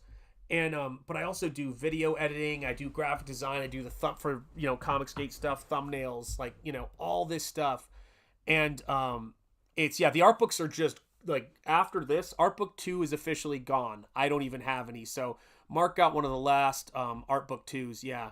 That launch was a blast, Headless Bourgeoisie. John and everybody made it a blast. But I just think, you know what it is? I was thinking about it. I think sometimes. Whenever I say I was thinking about it, I always hear that line from Miller's Crossing when John Polito's character goes, the boy's a thinker, Does he need a pillow for his head? But I just think there's so much cynicism sometimes about things, and it just in terms of people just want something, just want to see our enthusiasm and our positivity, which is very much like what makes this whole thing go, what makes this engine go. And when you see us talking about comics and you see us promoting books and things like that, and you really get to see the enthusiasm, it's really powerful. And it's something that is after 18 years teaching and 6 years in Comicsgate and all of that stuff, it can be really easy to just, get exhausted and get tired of being positive, get tired of giving people opportunities and having it thrown in your face. And I think the fact that that all of us, regardless of what our journey has been to get here, that people still keep trying to help people get in the door. People still, that's what a teacher is. A teacher has to do that year after year after year. And that's what I did when I was teaching. And then you've got colleagues trying to tear you down and make your life hell, or you've got, students who are nuts, you have all kinds of things like that. But the best of us and the people who work hard and who go the distance, they're just made of tougher stuff. And it was really kind of fascinating because, yous fancy pants, all of yous. I love that line. Mark. It's freaking great, man. So yeah, I just gotten off, I do know this much. I just gotten off a stream with John where John was just talking about these are the rewards you get for helping people. And when he turned around and goes, do you want me to help you launch your campaign? I was like, wow. What do you say to that, man? That's, to me, that's the highest praise and compliment you can get from somebody, is when somebody somebody says, I'll make an exception in this case because I like this book, I like what you're doing, and I think I can trust you enough to do this. And it's hard. That's really, I respect him so much for that.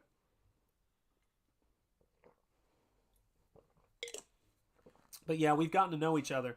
It's almost become kind of a meme here, but it's can if I help you, are you gonna please not turn around and stab me in the back later? But I tell you, this is the funniest. Not funny. This should not be funny.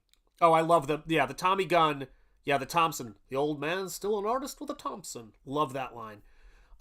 But this is the truth for me about this stuff is, it's not funny, but it happened right around the time a lot of insane stuff was happening. But I had a former student of mine reach out to me and send me a message that was kind of like just like an uncalled for, out of nowhere F you kind of message. And it sort of closed with, well, enjoy Comicsgate, I guess. And I'm like, what drove you here? Like, do you know how much I made teaching? Like, do you know, like, not that is like the God I pray to by any stretch, but I do have a family. And, all the hours you spend after classroom helping people with their portfolios and giving people help with cover letters, things that, to be honest, my teachers did not exactly do for me. They just sent us out there and, like, we're kind of like, find your spirit, and God, man, it was nuts. But I tried to be a teacher who gave people, thankfully my mentor, Brian, did a lot for me because I certainly didn't get it at the college level. And, but it was so, like, I tried to give them the best experience possible. And looking at having somebody who you've really tried to help with their career decide, hey, I'm going to go out of my way to just kind of, I haven't heard from you in a while, so I'm just going to send you that kind of note. Man, I tell you what, that was, that's the stuff that you see and you just go, whatever happened to gratitude, but that's how it goes, man. That's how it goes sometimes. And you start, I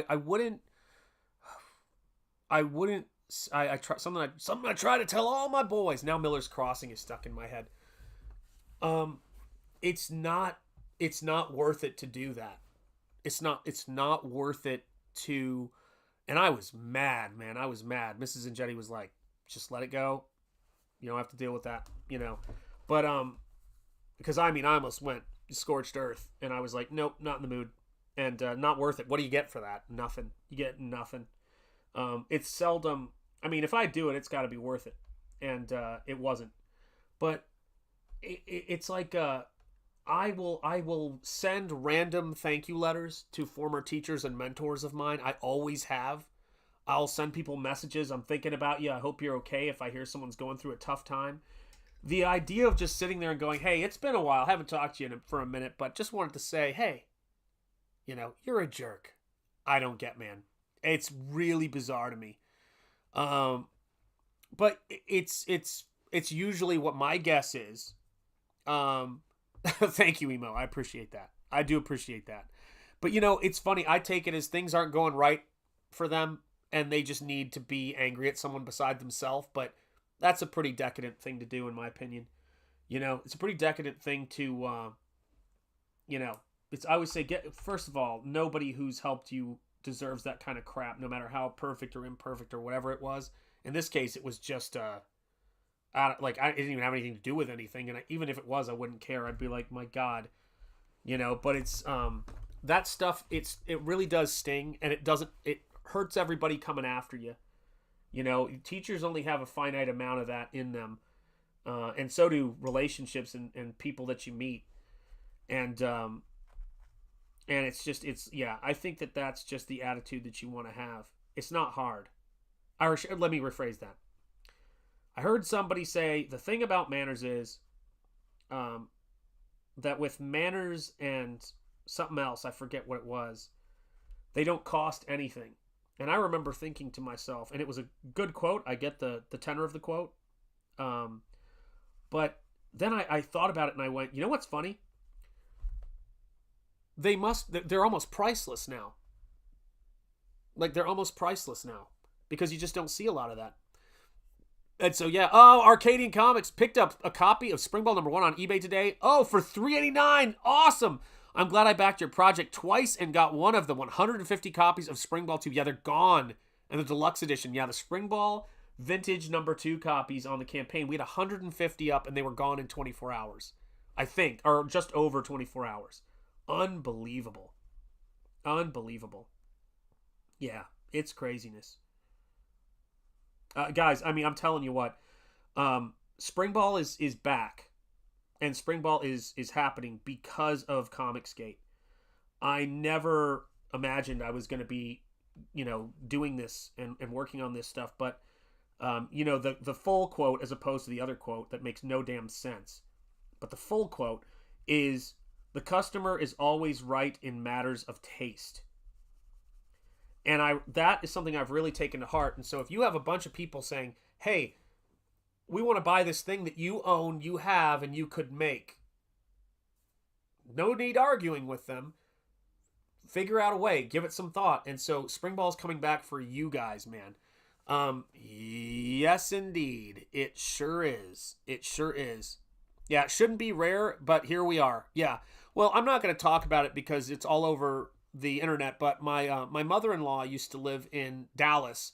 So I spent a lot of time visiting my wife and her family in Dallas. And I go on to X and I saw that there was an exciting, would we say, incident that happened at DFW. Don't look it up. Not suitable for work or for young eyes. But I saw this thing and I'm going, you're in a place. What is wrong with you? Like, what are you doing? You know what I mean? Like, I didn't know that was something I had to teach somebody not to do. It's like, good Lord. Oh, thank you. I appreciate that so much. Catalyst Fault. I do appreciate that.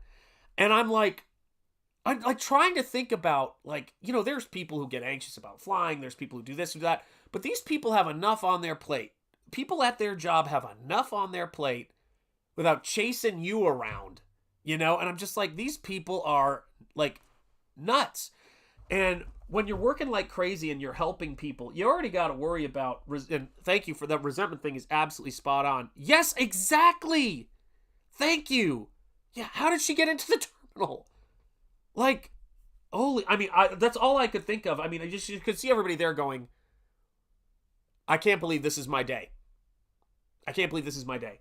But you have enough to worry about from people building up resentments and thinking that you owe them things and what you have to do, that I think it really genuinely comes as a shock when people you help do things that are appalling to you or build up resentment for something that is about, something that you earn. The best examples that I could give are from my time in academia. And I was always shocked. And one of the things that really shocked me is I had a mentor for a number of years and I was going through a really tough time that year. He had told me to come and take this job up at this other place, which I had done. And I was excited. I was like, okay, I'm going to go work for this guy. And a position came up at another college that he had been not very complimentary of, might I add, because, everybody there is like a liar and a cheater or whatever the hell his narrative was. It was nuts. And so we get to the end of the year and I find out that he's applied for this job and not told me he's applying for it, which I'm like, fine, whatever, I'll let it go. And then I find out that he's a finalist for this job. That's how it really gets public and out there. And so I have to then go to him and go, hey, yeah, that's great, even though I knew what was up. And then, and I didn't apply for the job out of loyalty to him, which was a huge mistake, by the way. Should have never done that. And then, because he had none for me. And then, he got the job and was celebrating with everybody and acting like he didn't know. I was like the last person to find out. And you'd think, well, that's pretty rotten. Like, that's a tough situation, right? Craziness. But then on his way out the door, he sends me an email basically angry at me because while he had one eye out the door and was being just really obnoxious to his students, like comparing them to students at this other school and really being degrading and short with them, the students at the end of the semester decided to chew him out because he was being a jerk. And it was just so weird. And he decided to blame me for that. And he says, all the students think that you're helping them and you have your way is the answer. And I go, well, actually, I spend all my time teaching, telling them how great you are, you know, and that they should take classes with you and how much I got from you. And you were just nasty to them. But you're mad at me because I actually am a better teacher than you are. And I did teach them more. And that stung you, didn't it? It stung you. And I got chewed out for being nice to this guy. So yeah, that's something that I brought with me into this space. That's something that is like, I'm like going, yeah, I'm not that dude. So it is kind of interesting to be around people who have had a very similar experience in this space. So there is no utopia, but there's some people for whom gratitude is not something they're capable of, and they don't notice the things that are done for them, and their egos are about what they didn't get, and they never stop to think about, you know, and he just burned that friendship down. He reached out to me not long after that, like about a year after that. I hadn't talked to him, and he was like, okay, uncle, you know, I realized things ended kind of rough, you know, maybe we should get together. And I hate to say this, but I was kind of like, what are you talking about? Yeah, I don't know if it'd be a good idea for you to meet me up by the school, you know, because you just left and you wrote this another thing he did, this really condescending post on Facebook about, I now go off to graduate on, like basically like so condescending to the place that had supported his family for 17 years. It was so obnoxious. This big God complex, you know, message. And I was like, I don't know if that'd be necessarily a good idea. But I remember saying, actually, you don't want to say uncle to me. You want to say I'm sorry, I think is the word you're looking for. You know, but I was like, you showed me who you actually are. What is the point now? You wrote it out in detailed bullet points for 20 pages. And it was a really big sort of moment for me where I just went, yeah, I'm not going to do shit for I'm not going to assume that I can trust people's intentions or what mine were, because it's weird. I don't know what causes that, but it's not something that I don't operate that way. You know, I just don't. It's not my thing. I tend to notice when people do things for me, and I mean strangers on the street, people who have helped babysit my kids when I had to take my wife to the hospital. Like, it's certainly not big money things, and it just blows my mind. Yeah. Oh yeah, and it's sad because he was older than me, you know. He's in his, you know, gosh, he's older than me by about maybe 15 years. Unbelievable. Yep. Hubris is always the cause. Yeah, and now he's got what he wants and he's miserable. You know, it's so strange. It's cool that you grew up in Chattanooga. Johnny Cash would wander around one of those caves. Yes, and Lookout Mountain, and June Carter would have to go get him. Drugs were probably involved. Yeah, Chattanooga is a hell of a place to grow up. If you can find it, there's a place near Lookout Mountain called Raccoon Mountain where they had an alpine slide with those little wheeled sleds that go down these concrete tracks. And there's people who go exploring to where it was taken down and find the old tracks, but so many cool experiences growing up there in the mountains, man. Unfortunately, now with DC and Marvel being run by far-left psychopaths, the customer is always wrong if they don't agree with your political narratives. Yeah, you know, comics should not be this complicated in terms of, I mean, you own Batman. I guess that's why we have to create our own stuff, right? It's because being an artist is, yeah, like, and being a creative person is something that there's a certain group of people who envy it and they have nothing to bring to the table with it. And I also think, man, it's a lot of work to be an artist. Like, you don't have a lot of us who really, like, you know, put the discipline in to make things, let alone make things and print things and ship things. Like, for the first Nosfero campaign, and I did the math, and I think I wrote this on the campaign, I personally packaged all of those 660 plus, I think it was, packages that I mailed out. I mean, I'm just like looking at it going, okay, I'm at 300 something now. And it's like, my whole day was like doing that on some days. It was fun. So I could write a thank you note in every single one of those, man. Yeah, well, thank you, Andy. I do appreciate that. I do appreciate that. But here's the thing I was thinking about that, Andy, and that's a good point. I remember just thinking, like, the way people throw away relationships, you know, or like that's absolutely uncalled for, unnecessary. It always reveals some kind of we call it main character syndrome, right? But I think the best way to put it is self-centered, self-righteous narcissism, because I remember thinking like, I'm going to be fine.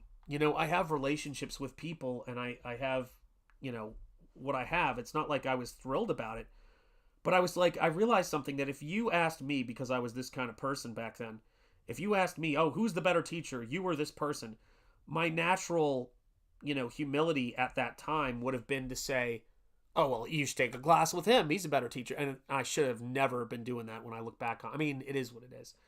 But I don't care to change that aspect of myself too much, but it was just something I probably overdid.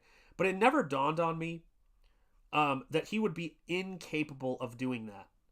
And that if I'm being honest, deep down, I knew I was a better teacher than him. So I was also being kind of dishonest. And so I want to be around people to where if I say, man, this person's awesome, I can't do what that person does, I mean it. And that's why I think it's great to be in Comicsgate, because I get to be around people who do things, people who are better broadcasters than I will probably ever be. But I know how good of a teacher I am. Not saying that translates into this. So if people need to learn something, I'm always happy to help and all that kind of stuff. But I'm around people to where if someone asks me specifically, what do you think about this person's work? Please don't right now because my brain is tired. But I know I could say it. Like, I know I could articulate what it is I like about their work and what I like to learn from them. Because you want to be around people who have more going on, If you're the smart... What is that old quote? Guys, someone will probably know this quote. If you find that you're the smartest person in the room, it's time to change rooms. Yeah. And, also maybe question whether that's accurate, but I don't want to be the smartest person in the room. I don't want to be the dumbest person by any stretch, but you know what I mean? I want to be doing stuff that's interesting and being around interesting people. And the people that I was around didn't even love teaching as much as I did. They loved being a professor or the position. And their students' work was not that good. They were not helping people learn how to paint and bragging about it. And I love comics. I love teaching. Man, I love teaching. Shanth is seafood. Thank you, Past Master Dan. You just cracked me up with that, man. Love you, brother. But it was tough. Yeah, still nobody learns from the tragic. Yes, exactly. The fall of Icarus too late. Yes, exactly. It's too late. 100%. Yeah. I mean, it's how do I put it? When it comes to my characters, it comes to stuff I write, and when it comes to meeting people, it's like you don't have to be the center of, maybe some people do need that, and I try not to think too much about it, because as that's fine. Like, people should have that if they need that, and if they earn it, right?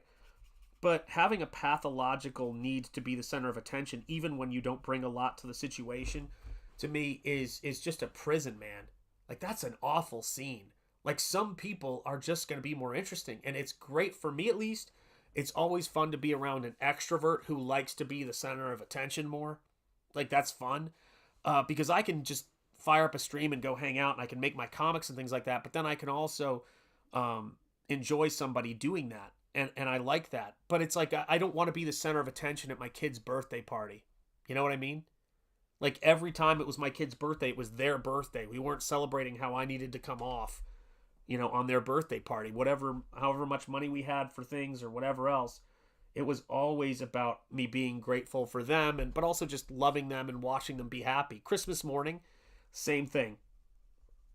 You get to a certain age where it's about watching your kids come running down the stairs, or that present you got for your wife, that kind of thing.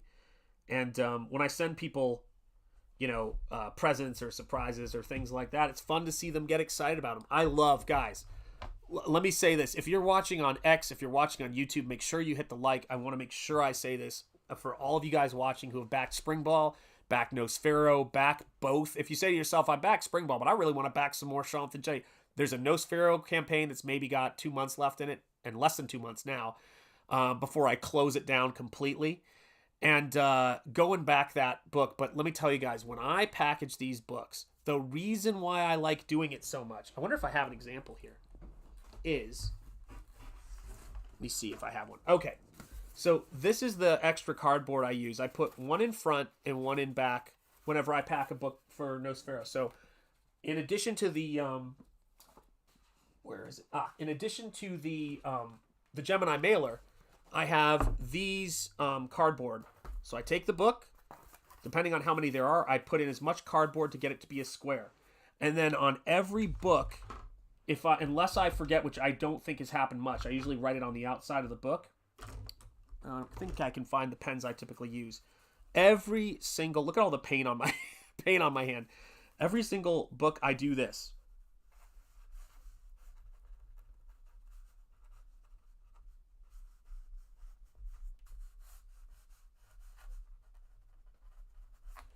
I sign my name and write thank you on every single cardboard box.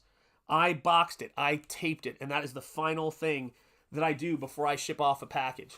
Because it's the joy of feeling like you're sending somebody a present. You know what I mean? These are perks. These aren't pre-orders. These are better than that. And it's like we're celebrating it together when you back one of these books. And I get excited about that. I get excited about the story. I'm sharing art with you guys. How could anybody, not be thrilled by that? And what's happening? Like, what did I get? What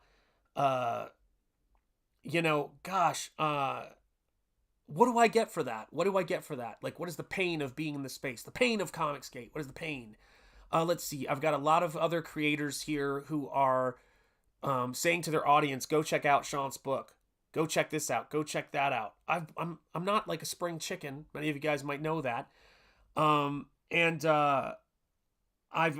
Rocky, who I just see pop into the chat, my brother, Rocky knows because he's known me for 30 years. He's been with me when I've gone down to New York to show my portfolio in college. He's seen me get that awesome portfolio review where Mark Chiarello was like, hey man, I'm going to give you a job when you get out of school. Mark Chiarello said to me, I'll never forget, looked through my portfolio, then got quiet and said, it's rare to see this level of draftsmanship in somebody your age. He gave me his card, which I have somewhere, and said, call me when you get out of school. I did. No jobs came about. It's how it goes sometimes. No malice, no nothing I can do about it. Just sometimes there isn't work. You know what I mean? And so he's been there for all of those things. Rocky drove with me down to Image Comics with the prototype of Springball. I don't know what year it was, but he probably knows. And we drove down and took the book to Image Comics offices. Nothing came of that. We showed it once it got printed to all these people, including Image Comics. They're like, do you guys want to do something with it? Nothing. It's been relentless, guys. Relentless. So I understand Comicsgate, man. And I understand what we get here. It's crazy. Catella Drive, he knows it. And I think Malin was working there shortly after we did that, which is so funny to think about, man. But there is no time like the right time. And so when I'm putting together packages for backers, this is the coolest thing in the world because I've been at conventions with those Springball preview copies and I was selling for $1 and dealing with Diamond and how much it cost, to get your stuff into Diamond and how difficult that was. Doing, professional jobs and all of the different stuff I did and trying to do those things when the comic opportunities came calling when I had 2 young children and it was almost impossible to get anything done because we were both working 2 or 3 jobs. It was nuts. We were so crazy.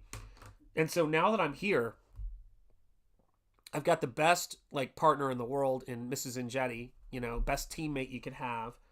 I've got, my kids who I adore, and whenever, even when they drive me crazy, I love those guys down to the ground.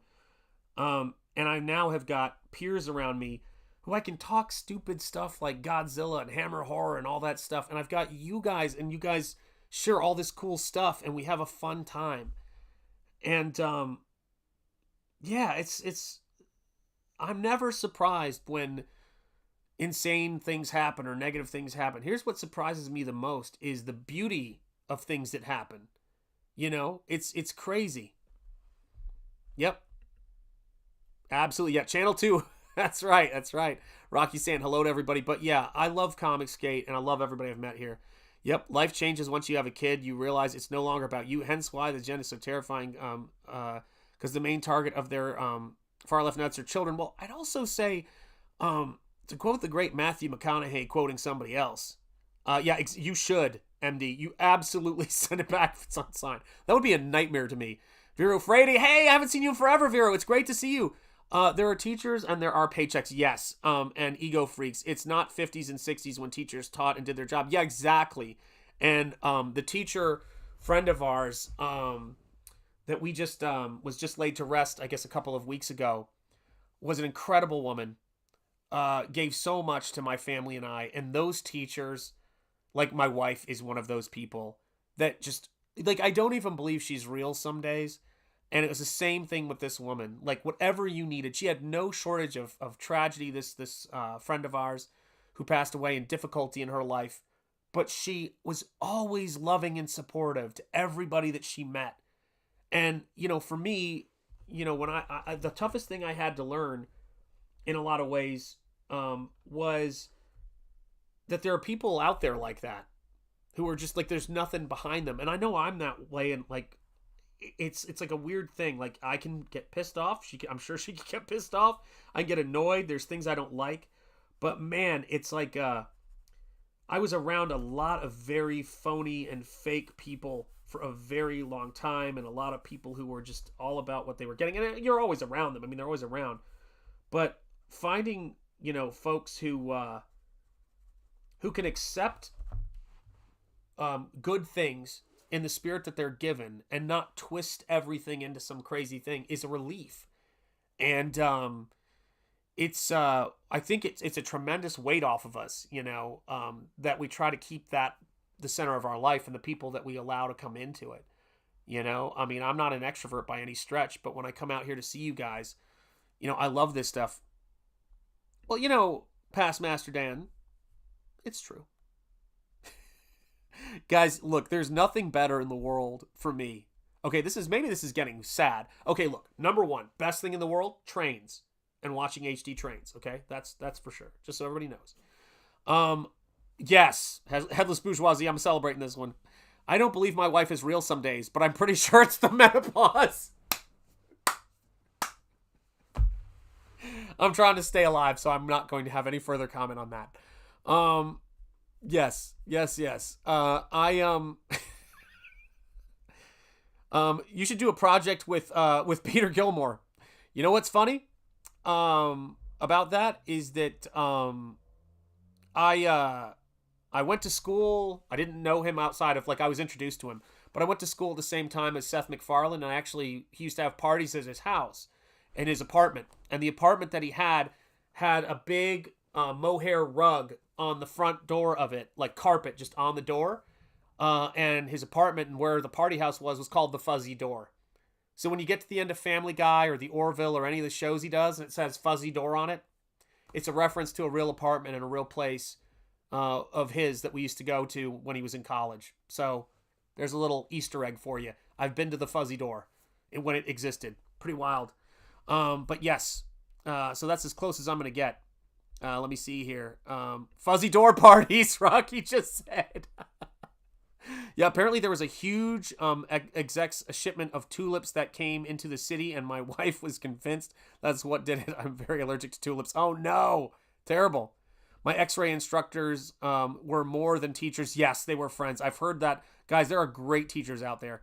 Trains are cool until you're stuck behind one of the long-ass freight trains when they're on the road. Yes, that is very true. I used to have a train crossing when I left work, when I was teaching up in Massachusetts. And if I caught that train, I was just sitting there. And then I had 90 miles after that. Man, that was rough. Either after 90 miles or right before I started 90 miles. It was craziness. So, yeah. I got a chance to meet some very cool people when I was in school, like Rocky, who I still talk to. I mean, I think that's probably the best thing. Honestly, the best thing that you get out of college or anywhere are those enduring relationships you have with people where you watch each other's kids grow up, and that's the stuff that is really of value. I mean, you gain skills and you sell work and you find your audience. Like, I'm grateful every day for YouTube and social media and things like that, and for a former student of mine who's a great guy named Cameron Davis. He was the Guitar Hero concept artist, worked for DreamWorks, and is just a really great artist. But he was the one who encouraged me to get on Instagram, which led to my first 2 art books. man, there's so many things of how this stuff goes, you know. Got 166 people watching. Thank you so much. If you're on YouTube or in the neighborhood, make sure you click that like. It's appreciated. I've got Son of Liberty Radio here celebrating 10 months of membership. Okay, I'm here eating. Oh, I haven't eaten all day, dude. Okay, I'm here eating, and now I'm like really. I haven't felt hungry all day, but because I haven't had an appetite. Let me be clear. I haven't had an appetite, but just reading that, celebrating 10 months. Okay, I'm here eating a ribeye. Start at the beginning. Of the ribeye, I would love to. We're celebrating 10 months, though, so I got to get you some cheerleaders. Here you go, brother. Charge! Charge! Yes, I do need to eat at some point. I will make sure I do. But it's been, guys, it's been too exciting, man. I'm one of those folks who just, I mean... I'm working on SPRINGBALL again, and it's coming together, and I've got, like, I can have, like, detailed conversations with people about this art form that has been my life, and like, get books out to an audience directly. I mean, how cool is this? Yeah, Shanth is back in his starving artist era. Yeah, man. Although, let's look at me, guys. Come on. I ain't starving. I need to starve a little more, maybe. Yeah, right. I once lived right beside a train. No joke. Anytime the damn thing came by, you could hear nothing else. And my whole whole trailer shook and was hard getting used to. Yes. Those things are very large and quite heavy, and you don't realize it till you're near them and they're shaking everything around them. Great. Now my laptop board is crooked and wobbly again. Sorry. It was the cheerleaders. It happens. I know what happens, man. Yeah. Yeah, I do need to eat, Mark. You're right. Yeah, it's craziness. Shanth watching my kids is not as creepy as it sounds. Oh man, that was so funny. Seeing your kids was great, man. And yes, indeed, Rocky is sharing SPRINGBALL Terminal Monstosity, a brand new SPRINGBALL story, taking those books and being born out of those pages. It's so its own thing.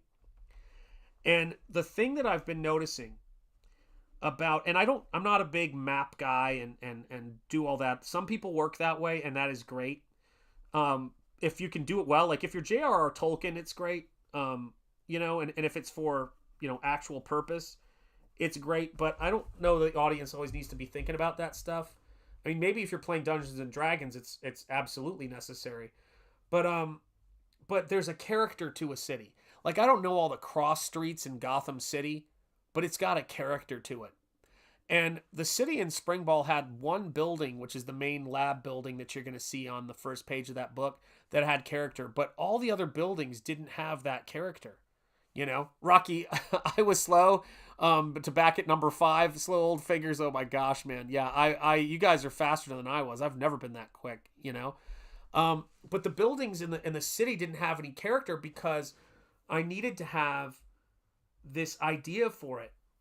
And I don't know, man. Sometimes, like I said, I don't know whose plan this is. I was telling Eric Weathers and I were talking about this the other day. If I start thinking about all the crazy stuff that's happened since I've been in Comicsgate, like Andy Smith drew the cover for my first professional job when I was 17. Like, so of all the people in Comicsgate, of all the random things, he's there. Dan Lawless lived in my neighborhood and delivered newspapers to my house in the short time that I guess probably we both lived in that neighborhood, in that area in Michigan, outside of Detroit. Absolutely insane. Like some of the things that cross over. And there's been a ton more. Rocky and I have a lot of them. It's really, really amazing. And so, but we were talking about that, and I was saying, you know, you just have to you just work your tail off and let things happen. And so I had listened to a lot of comparative mythology, Joseph Campbell, Carl Jung, and all of it was really good for my teaching and for exploring, you know, certain concepts, but none of it made me a better writer or storyteller or that kind of thing. But at a certain point, right before SPRINGBALL launched, but then afterwards it infected sort of everything. I got into H.P. Lovecraft. And I've also gotten into Arthur Conan Doyle, who's one of my favorite authors. Who else have I got? Charles Dickens, all those folks. But H.P. Lovecraft, because I was living in New England and I knew all the places he was talking about, it hit me different, and he's just a great writer. And I started realizing that there was this kind of character to the city, to old buildings, and that people were often in Lovecraft stories. They don't take place in the distant past. That's what's cool about him. They take place. They take place in his present. That was a tongue twister. And because they take place in the present, you've got cars, you've got newspapers, you've got expeditions, you've got all of the things that were relevant to his time, and then the ancient is suddenly unlocked. And you kind of saw that with Evil Dead, with the Lovecraftian elements of the Evil Dead movies by Sam Raimi. These guys were driving up in a car for a weekend. You know what I mean? They had like a chainsaw, so to speak, one of the many things, and reel to reel. And then this ancient evil was coming out and happening, and that's what happens in Lovecraft, and that's what's going to happen in Springball. It is a superhero book, but it's a super horror book. And it's not like horror, like gore. That's not what I do, but it's monsters. Well, it's got a little scary stuff in it, but it's more, I'd say it's more PG-13, although PG-13 is pretty rough now. But it's craziness. Sean, did you ever see Legend 1985? Yes, it was amazing, and I still can't believe that set burnt down. I mean, that's just like a horrendous story, but yeah, it's beautiful. Yeah, the monster, the design for darkness in that was unbelievable. I mean, I think it's very in line with the Fantasia, what's it called? I can't remember the name of the character. But yes, I love that movie. It's visually incredibly beautiful. The character designs in it are stunning. So yeah, that's the stuff I love to play around with, But this Springball is like, oh man, it's going to be sick, guys. I was working on it. I've been working on it almost like all day. Then I come down here and I paint and work on this stuff. And then I do layout for Nosfero in InDesign. I mean, it's just constant, man. Lord Henson, how are you doing? It's great to see you, man. Absolutely great to see you, brother. I hope you're having a good one. And yeah, man, lots of excitement happening. Yeah, PG-13 is becoming an 80s R rating. You're absolutely right to me, Mello. Oh, what am I painting? These are some sketches I'm working on for taking a break on my eyes from staring at the computer screen. These are for Nosfero 2, Death Will Die. So these are, I wanted to come up with some new kind of characters. And so I've got these kind of like werewolf, like shrew characters that I'm putting into the story. And they're very, they're sort of like, they're witches, but they're like these kind of like rat, things. And they're kind of like the, not like the three fates, from Greek mythology mixed with Macbeth. So I love Shakespeare. Macbeth is my favorite play. Throne of Blood is my favorite Shakespeare adaptation by Akira Kurosawa. So I wanted to have a little bit of that Macbeth element in the background, happening with this Dracula character. In a lot of ways, this Dracula character is sort of shaping up to be very Macbeth. And you're right about that 100% to me, Mello.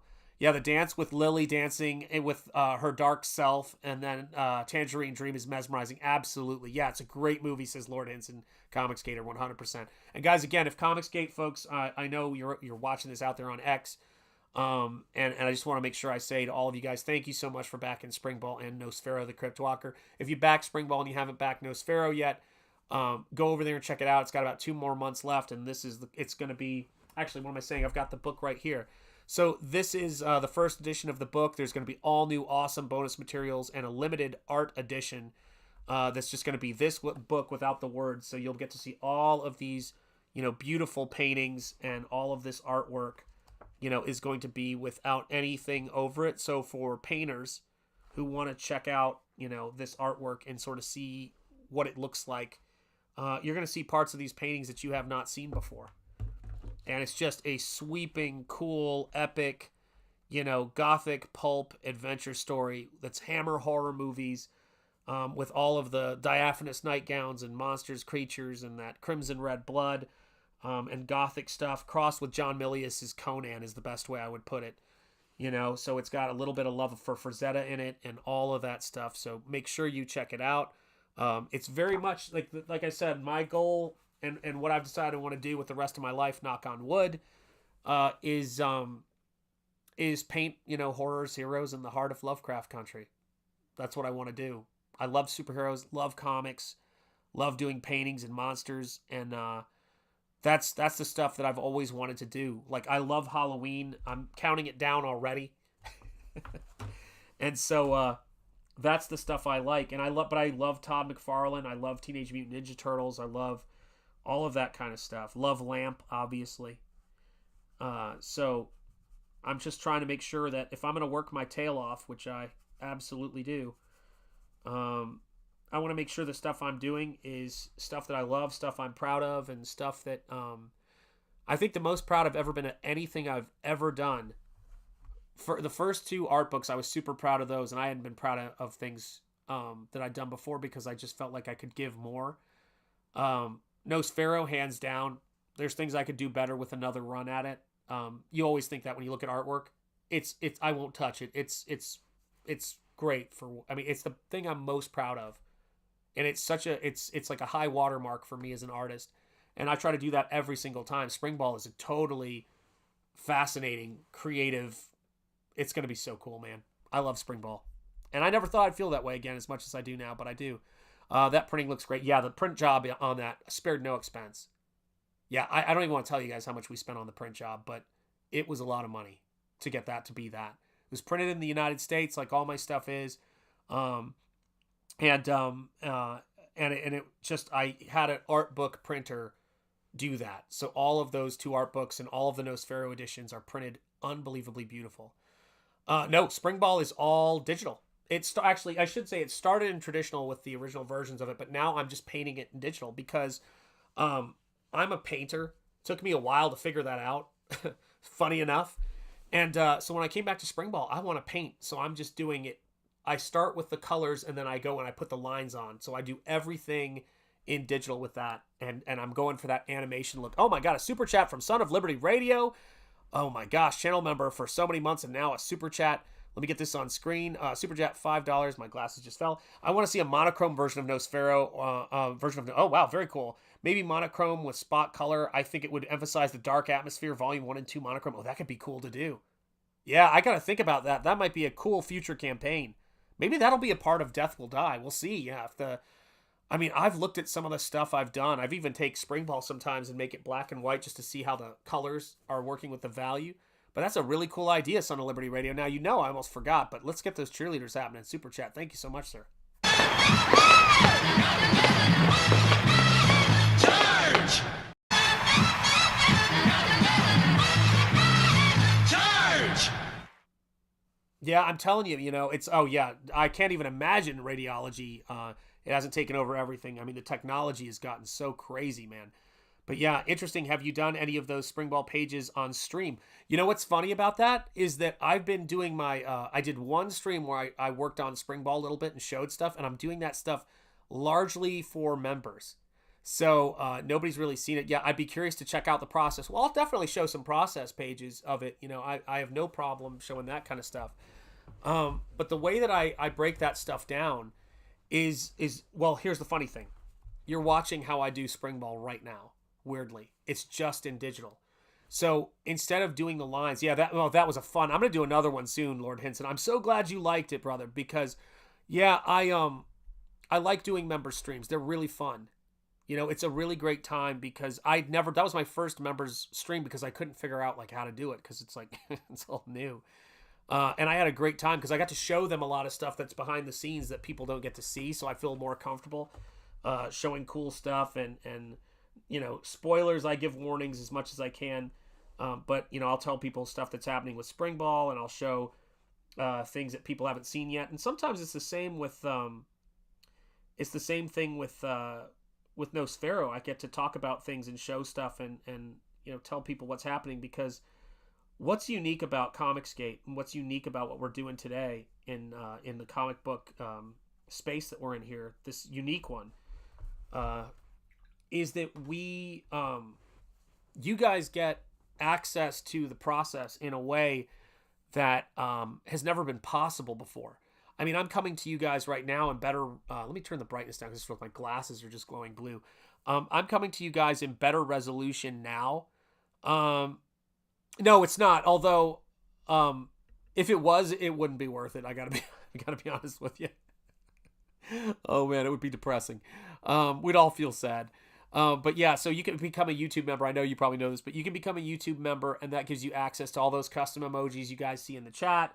I do members only posts sometimes. I try to do cool stuff, and I've started doing members only streams, and they're really fun to do. Really fun to do. Just a really great time, you know, because I can just show a lot of cool stuff and talk to you guys about all the stuff that's going on. But when I'm working on SPRINGBALL, I guess that's the reason why I like doing the work in digital the way that I've been doing it, is because when I'm working on SPRINGBALL now, it's like this. It's exactly like this. I'm painting, and only I finish with, you know, more comic book lines. I'm definitely, you know, approaching it like a painter, because I just finish it a little bit differently, but this is the structure of how it goes down. Like my stuff when I'm working in digital is very scribbly at the start. It absolutely looks like this. There's not as much texture to it, but this is 100% how the work looks when it's in progress.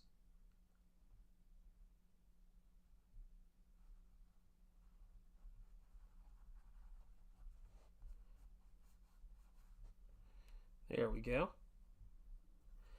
Yeah, I mean, there's the possibilities, as long as you know, it's you guys help us make all this financially possible, and that means the books have to do great, and everything else, you know, they have to do really well for us to be able to afford to do all this stuff. We'll keep doing it, and we'll be creating some of the coolest stuff ever. And what was so interesting to me is, and why there's an emphasis on some levels of brevity in my books, is because I want you guys to see it and see if you guys get excited about it. And before I go in and I go, okay, now I'm going to make you read X amount of pages. And I think that I know very quickly whether I like something, and I trust that you guys are very much the same. And so with Nosfero, when you buy that first book, it's the full Nosfero story. When you buy SPRINGBALL, it's a different kind of animal, because SPRINGBALL, you want to make sure that you're... what's the word I'm looking for? With SPRINGBALL, I want to make sure you guys are having a comic experience with it, because that's what it's a love letter to. So it's, I mean, I have so much ability to do things. Shanth, what do you mean? You could have a diaphanous... Yeah, that's true. I could have a diaphanous gown. That's true. That would be great. Thanks, genius. I love that. My wife is an imager as well, but she writes books, and wow, she self-publishes herself. The path is open for everyone now. Not just the big companies. Absolutely right. Who once told her, no, you're absolutely right. And we have seen so many examples of that. Far too many to count. And I think that's why I feel very protective of what we're doing here, because, you know, as I've watched it grow, and as I've you know, done my best to always contribute and to do those kinds of things, you know, making videos and stuff like that, I don't think I've ever seen, in the history of doing this stuff, I've ever seen, you know, this type of thing where in comics you had people who were so supportive of getting people their start. I mean, I was, again, sending submissions around. I was doing all that stuff back in the day, and I can speak from experience. If you could not get your work in front of people if you didn't live right there, you had to mail stuff off. It would go into a big slush pile, and the person they were more likely to hire was the person living there. Which makes sense if you think about it. I mean, who's going to hire some random kid from Chattanooga, Tennessee? I mean, it's not like it makes any sense to them. They've never met you before. And so, but here you kind of get to meet people through the, you know, miracle of streaming. So I love it, man. Need to rage against the corporate machines anyway. They need to be humbled with the rise of indie competition. Yeah, I think we all get better when there's more stuff going on and when we're creating more work, you know? I benefit greatly from seeing the artists working around me, like John and, you know, Shane and Ethan and, you know, everybody who's just doing killer stuff. Eric and I are talking all the time about painting and art, and that's always a blast to do. Rocky, my brother's doing some awesome stuff. If you're not subscribed to Rocky's channel, get yourself over there. And someone dropped the link in it. Rocky Ballesteros, he was in the chat before, has a YouTube channel. He's actually an Emmy-nominated animator who I went to college with. I've known him for 30 years, loves comics, and does master copies where he walks you through his process of studying artists that he's interested in. He pencils their pages at full scale after transfers his pencils over to Bristol, and then inks them. And he's learning about inking comics again, because he used to do it, use ink, but he hasn't in many years. And so you get to watch that whole process, and man, is it a fun experience if you love comics and you love art. So do check out Rocky Ballesteros' channel. It's a great one. Really great channel. And I can't recommend it enough, man. Random McRanderson, how are you doing? Gifted 5 Shanth Enjeti art memberships. My God, man. Random, coming in like a wrecking ball. It is great to see you, Random, and thank you so much. James Hunsinger received a Random McRanderson membership. Awesome One received a membership. Oh, that's awesome. Barb Rogers Solar Terror was gifted a membership. That is so great. Barb is always giving those out. It's great to see. TC was gifted a membership by Random McRanderson. So, unfortunately, 5 membership means that we've got to make this stuff happen, man. So, brace yourself, guys. And Timmy Mello has just put Rocky's channel there. If you take a moment to go head on over there and subscribe, you will not regret it, guys. But we got to do a couple rounds of cheerleaders. So, here we go, guys. Brace yourselves. Charge! Charge! Charge!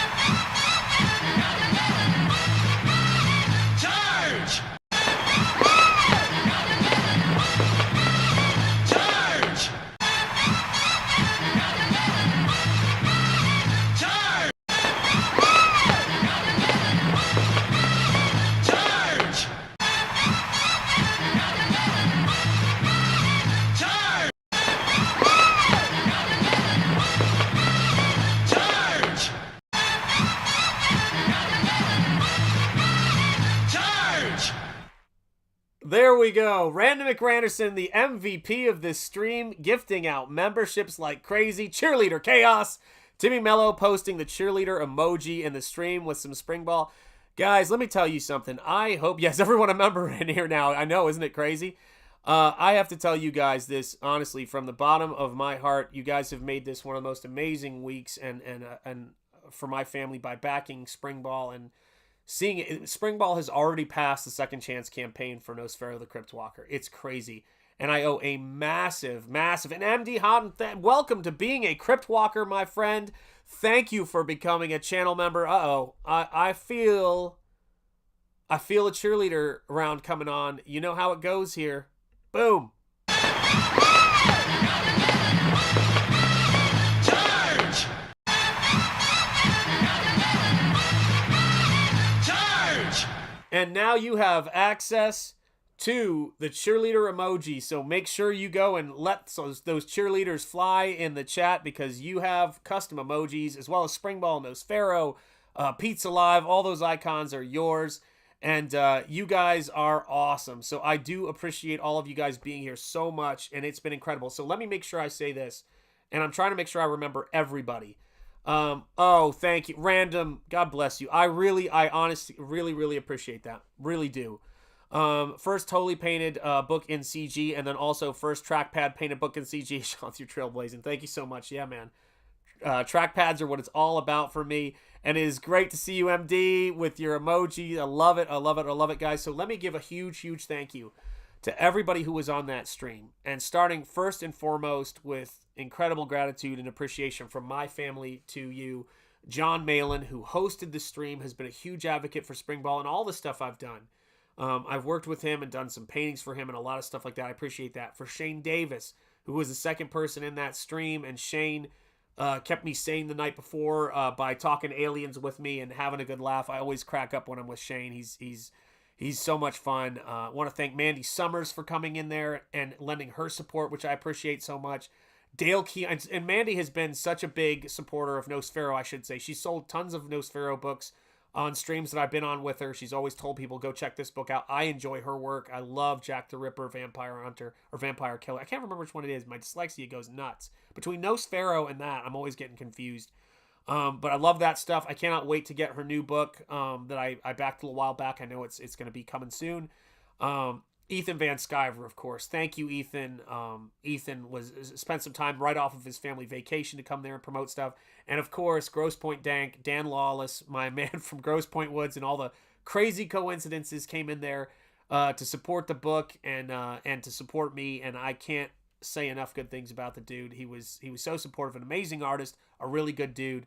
If you're not subscribed to his YouTube channel, check it out. He's a great guy too. And of course, for all of you guys, backers who who made Springball possible, who make this channel possible by becoming channel members, who send super chats. Thank you, Son of Liberty Radio, all of you guys.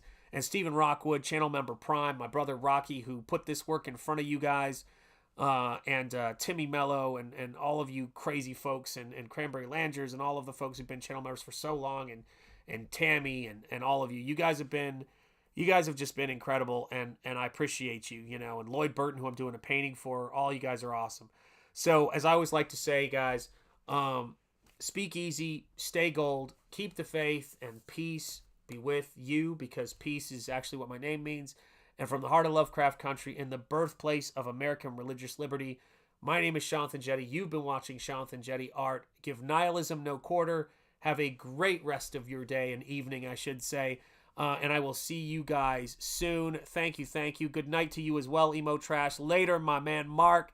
Thank you so much, Flutterbat. I appreciate it. Take care, Rocky. It's great seeing you. Love you, brother Rocky. Really do. And I'm looking forward to all the trouble we get into in making artwork and everything like that. God bless you. Thank you, Mr. Monkey Boy 1969. To me, Mello, God bless you. Thank you so much, man. I appreciate you guys. My cup runneth over. And I will see you guys very, very soon. Here are the channel member credits, which I'm going to have to update now after the show. But for all of you guys who are channel members, check out your names. And thank you guys so much for being here. Stay gold, guys. Much love.